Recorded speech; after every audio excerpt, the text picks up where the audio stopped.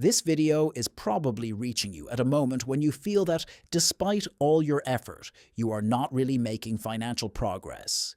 You can earn a good income for 10 years and end up owning hardly more than you did at the beginning. Not because you waste everything senselessly every month, but because income creates a state that looks like wealth. The bills are paid, desires are fulfilled, and new money arrives the following month.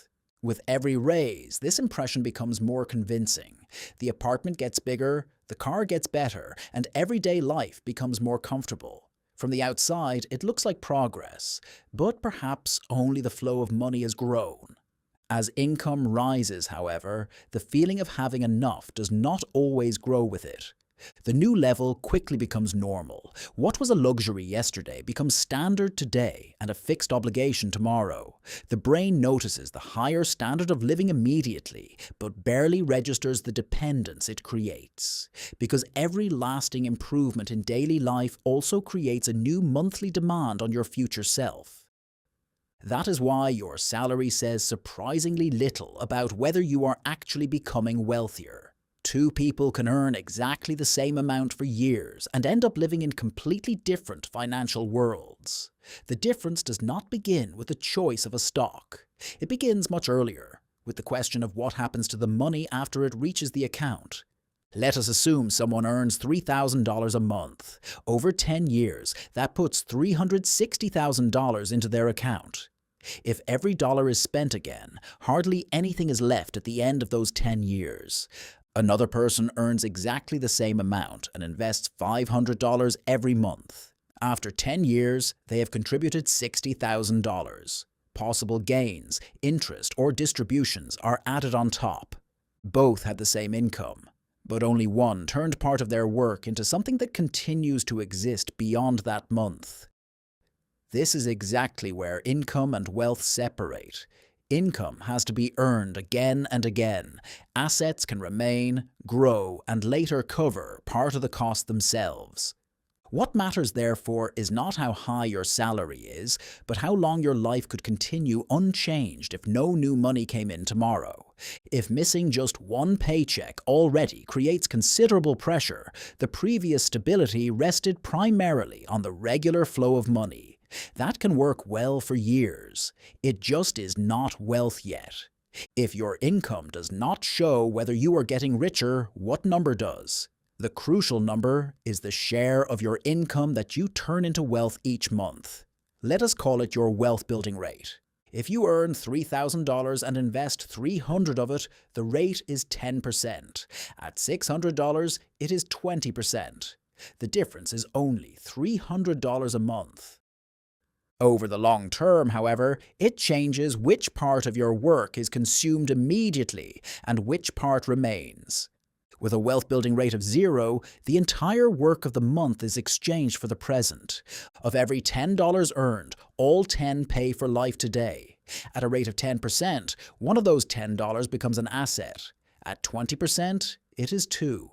These can be stocks, equity stakes in businesses, a product of your own, or other assets whose value does not end with that particular month. The wealth building rate, therefore, does not show how rich someone is today. It shows how quickly dependence on the next paycheck is shrinking. That is why two people can earn the same amount and stand in completely different positions after a few years. One consumed their entire income. The other kept and multiplied part of it month after month. The real difference, therefore, remains invisible for a long time. Consumption improves life in the present immediately, while building wealth initially changes only the future. That is why spending often feels more effective than investing, even though over the long term, the opposite is often true for the life you will live later. Every dollar can perform one of 3 jobs: finance the present, absorb a setback, or build future income. The first job includes rent, food, electricity, and everything that supports daily life or makes it more comfortable. That is what income is for. However, a financial system that performs only this job remains completely dependent on the next incoming payment. The second job is protection.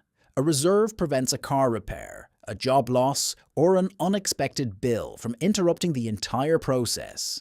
Without this cushion, you may have to sell investments at a bad time, take on debt, or set yourself back several months. The third job is growth. Part of the money moves into assets that can appreciate, provide distributions, or generate income without every single payment having to be created again through another hour of work. None of these jobs works especially well on its own. Anyone who consumes everything builds nothing. Anyone who invests everything and has no reserve becomes vulnerable to the first major setback, and anyone who keeps all their money permanently as a reserve is protected, but allows almost nothing to grow. The system only becomes stable when all three jobs are covered at the same time: ongoing costs, a solid cushion, and a fixed share for productive assets. Many people spend a surprising amount of time searching for the perfect stock, the best fund, or the highest return.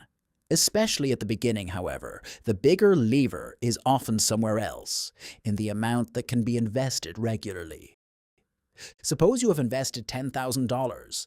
2 additional percentage points of return would amount to $200 over 1 year. If, by contrast, you manage to invest $200 more every month, an additional $2,400 flows into your wealth over the same period. That does not mean returns are unimportant.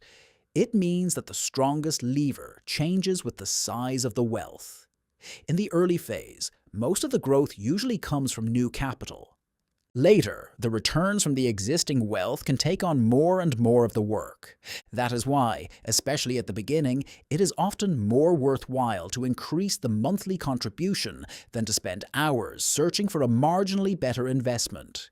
A raise, a steady side contract, a small additional income stream, or eliminating recurring expenses for things you never use can have a greater effect than trying to optimize returns by a few tenths of a percentage point. However, the additional amount should not be something you look for only at the end of the month. By then, it has usually already found another use. A fixed automatic transfer shortly after the paycheck arrives is more practical.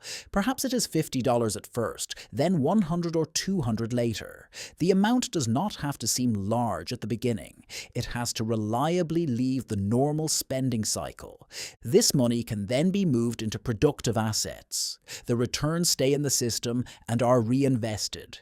If income rises, part of the increase can flow directly into the automatic transfer before the standard of living fully adjusts to it. At some point, this creates a visible transition.